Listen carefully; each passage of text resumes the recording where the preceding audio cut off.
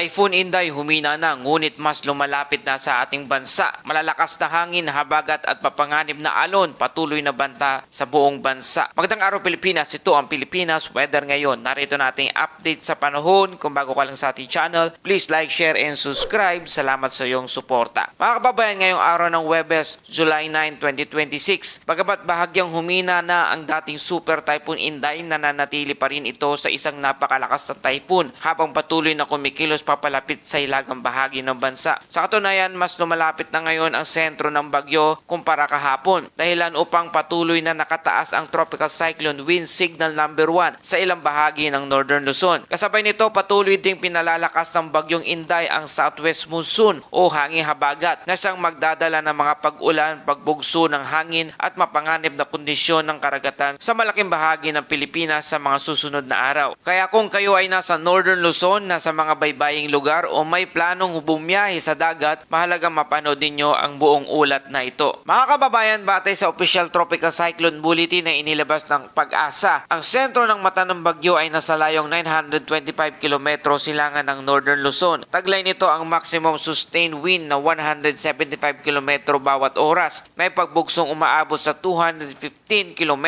bawat oras at may central pressure na 940 hectopascal. Kumikilos ito sa direksyong west-northwest sa bilis na 20 km bawat oras. Bagamat bahagya itong humina mula sa pagiging super typhoon, nananatili pa rin itong isang malawak at mapanganib na sistema. Ang malalakas hanggang typhoon force na hangin nito ay umaabot pa rin hanggang 870 km mula sa sentro. Kaya malawak pa rin ang saklaw ng impluwensya nito sa lagay ng ating panahon. Dahil dyan, kasalukuyang nananatiling nakataas ang Tropical Cyclone Wind Signal number 1 sa lugar ng Batanes, buong lalawigan ng Cagayan, kabilang ang Babuyan Island, Isabela, Apayao, Kalinga, Hilagang Abra, Hilagang Aurora, Ilocos Norte, bahagi ng Mountain Province, bahagi ng Ifugao at Hilaga at gitnang bahagi ng Catanduanes. Sa mga lugar na ito, maaaring maranasan ang malakas na hangin na may bilis ng 39 hanggang 61 km bawat oras sa loob ng susunod na 36 hours. Ayon sa Pag-asa, ang pinakamataas na wind signal na maaaring itaas habang dumaraan ang bagyong Inday ay signal number 2 o kaya signal number 3, depende sa magiging galaw at lawak ng hangin ng bagyo. Bagamat hindi inaasahang direktang tatama ang mata ng bagyo sa kalupaan ng ating bansa, batay sa kasalukuyang forecast, hindi ibig sabihin nito ay ligtas na tayo sa epekto nito. Sa katunayan, ang pinakamalaking epekto ng bagyong Inday ay patuloy nitong pagpapalakas ng Southwest Monsoon o hangin habagat. Dahil dito, maraming lugar sa bansa ang makakaranas ng madalas na pag-ulan, lalo na sa mga kanlurang bahagi ng Luzon, Visayas at Mindanao. Posible ang biglaang pagbaha at pag-apaw ng ilog at pagguho ng lupa sa mga lugar na makakaranas ng tuloy-tuloy na malalakas na pag-ulan. Isa sa pinakamalaking banta ngayong araw ay ang kondisyon ng ating karagatan. Sa lugar ng Batanes, Babuyan Island, Cagayan, Isabela, Aurora, Catanduanes at ilang silangang baybayin ng Luzon at Visayas, inaasahang aabot sa 6 na metro ang taas ng alon sa ilang lugar. Sa ganitong kondisyon, napakataas ng panganib para sa lahat ng uni ng sasakyang pandagat. Mahigpit na pinapayuhan ng mga mangingisda at operator ng maliliit na bangka na huwag munang pumalaot hanggang bumuti ang kondisyon ng karagatan sa inyong lugar. Mga kababayan, narito ang pinakamahalagang bahagi ng ating ulat. Maraming nagtatanong kung direkta bang tatama ang bagyong Inday sa Pilipinas. Batay sa kasalukuyang forecast ng Pag-asa, inaasahang magpapatuloy ang bagyo sa direksyon northwest habang nananatili sa Philippine Sea. Ang pinakamalapit itong daraanan ay ang extreme northern Luzon sa pagitan ng Biyernes ng gabi hanggang Sabado ng umaga. Pagkatapos nito ay kikilos ito patungo sa hilagang bahagi ng Taiwan bago tuluyang lumabas sa ating Philippine Area of Responsibility o PAR sa Sabado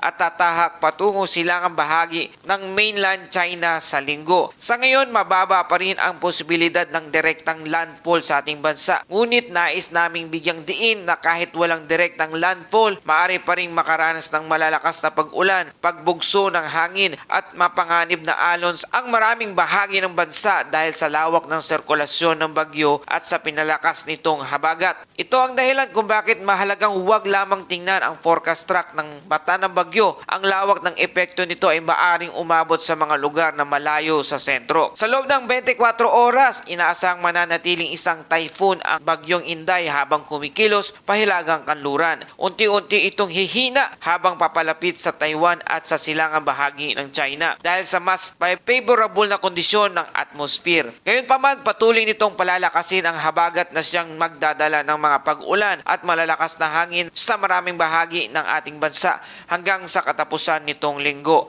Kaya kung kayo ay nasa Northern Luzon, lalo na sa mga lugar na nasa ilalim ng Tropical Cyclone Wind Signal, siguraduhin nakasiguro ang bubong ng inyong bahay at iwasan ang mga hindi kinakailangang paglalakbay kapag lumakas na ang hangin. Para sa ating mga kababayang mangingisda at mga maliliit na sasakyang pandagat, huwag nang ipagsapalaran ang paglalayag habang umiiral ang gale warning sa inyong lugar. Sa mga lugar na madalas bahain at magkaroon ng landslide, ihanda ang inyong emergency kit at patuloy na makinig sa mga opisyal na abiso ng Pag-asa at ng inyong lokal na pamahalaan. At tumako na tayo sa ating Bible verse of the day mula sa Awit 121 verse 7 to 8.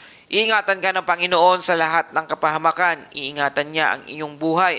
Iingatan ka ng Panginoon sa inyong paglabas at pagpasok mula ngayon at magpakailanman.